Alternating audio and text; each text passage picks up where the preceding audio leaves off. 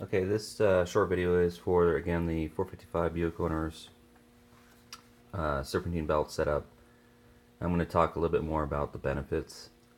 There really isn't in terms of efficiency gain for specifically the belts that are driven, right? Micro V belt or serpentine belt versus the V belt. But you'll notice that the access to the front of the engine also is improved by using this setup. So I can take the front cover off and the water pump off without having to take the bracket off that would normally be here for the alternator that would sit over here in the traditional V-belt setup. Same is true if you had the alternator and the AC compressor, because there's a big giant plate that would come across to one of them, that mounting right there, so it covers all of this.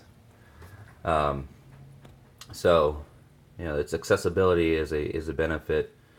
I'm not sure how much more efficient it is to drive these style compressors, these stand-ins, or is it an A6? I'm not sure on the specific designation for this type of compressor, but I would believe that there's some efficiency in driving these over the original A6 that sits there in that corner.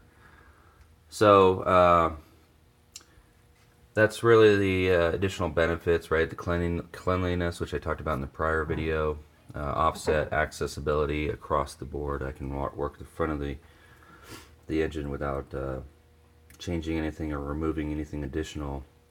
And the only reason, again, from the prior video, that I don't have the harmonic balancer and the rest of this here, fan shroud, fan, is because the seal needs to be replaced, and I haven't done that yet. But again, it's a preference thing. If you're going to go from serpentine to, or excuse me, V-belt to serpentine, and so I will probably never go back to the V-belt. Just an appreciation of how this sets up. It's kind of one of those things where once you do it and you see how well it works, you don't want to go back. Again, accessibility is really a main driver for myself.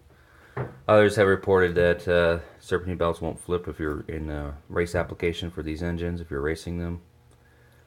Sure, okay, I'm going to have to trust that, but I don't know because I don't race this car or use 455s to race. So there you go.